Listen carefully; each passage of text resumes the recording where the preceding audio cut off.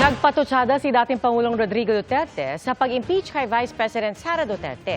Layon lang anya nitong maetsapuera ang anak sa pagtakbo sa 2028 elections. Ang mapayag ng dating Pangulo tinawag ng Malacanang na walang basehan at katawa-tawa. Nakatutok si Mav Gonzales. Kumbinsido si dating Pangulong Rodrigo Duterte na inimpeach si Vice President Sara Duterte dahil ginigiba ito para sa 2028 presidential elections. Ilang ang gustong tangtangon si Inday, pamulitika ba?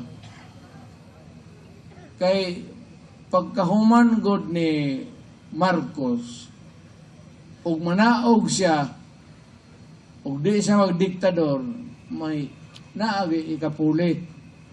Wala sila ikapuli o ang kontra nila si Inday. Why pildi si Inday? Huwag mo daw. So, karon pa lang gusto nilang piangan.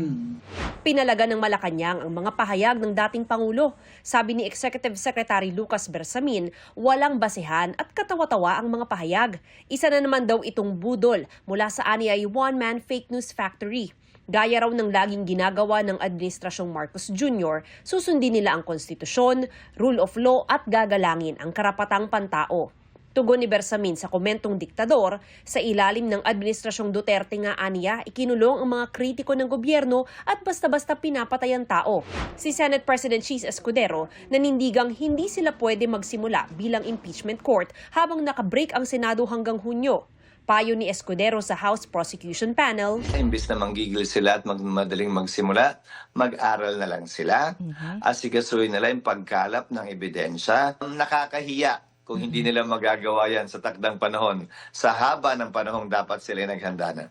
Sagot ni House Prosecutor Representative Joel Chua. Naghahanda rin po kami at hindi naman po kami gigil, nire-respeto namin kung ano man po ang magiging desisyon o pasya ng Senado, lalong-lalo na po ng ating Senate President. Pero kung magdesisyon ang Korte Suprema na isagawa kaagad ang trial, tatalima ba ang Senado? Pagbobotohan niya ng Senado, in fact, ako ang tatanungin, dapat may mabigat na dahilan para hindi yan sundin ng Senado kung sakasakali. Para sa GMA Integrated News, Mav Gonzales, nakatutok, 24 oras. Ang Office of the Solicitor General wala pa raw nakakuhang resolusyon ng Korte Suprema para magkomento sa mga petisyong may kinalaman sa impeachment ng Vice Presidente. Pero bumuo na raw ito ng special teams na hahawak sa mga kaso at inihanda na rin daw nila ang komento ng mga respondent.